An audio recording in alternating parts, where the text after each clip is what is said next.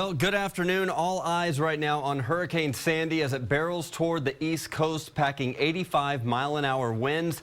We're taking a live look right now at Virginia Beach, Virginia there as the storm surge is hitting. The center of the storm is projected to make landfall in New Jersey sometime tonight or early tomorrow.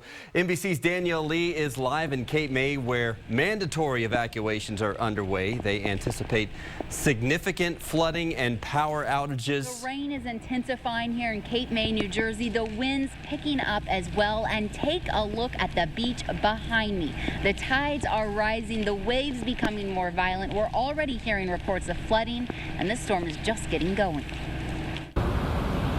Violent waves powered by Hurricane Sandy are crashing along the coast, already threatening homes. In Cape May, New Jersey, the rising tide is burying streets in water. As the storm takes deadly aim on the heavily populated Northeast and Mid-Atlantic states, officials are warning the worst is yet to come.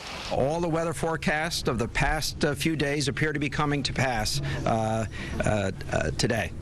We are still expecting all of the bad things we've been talking about to happen. The monster storm stretches more than 800 miles wide as it collides with two winter weather systems. 60 million people are now bracing for its force. Hope for the best and expect the worst. Thousands in low-lying parts of New York and New Jersey are under mandatory evacuations. So unfortunately, this is 2 years in a row. Last year I did the same thing and I kind of planned ahead. Public transportation has stopped, the New York City subway system included. Throughout the Northeast, airports are closed and thousands of flights are canceled nationwide. The storm could dump wind and rain for 36 hours, causing widespread power outages. I've already done the grocery shopping, got the flashlight, have the candles. Emergency supplies people will need to bear a lingering Sandy. The Garden State Parkway is now closed both in and out of Cape May, New Jersey because of the intensifying conditions. People are being told to stay inside until this storm passes. Reporting live in Cape May, New Jersey, I'm Danielle Lee. Back to you. And the potential strength of this storm, because Sandy is colliding with two other weather systems, has the National Oceanic and Atmospheric Administration calling it the worst-case scenario. Tropical storm force winds extend almost 500 miles from its center. That, combined with high tides and a full moon, brings the fear of a huge surge of seawater. Some predictions put the potential wall of water at 11 feet high.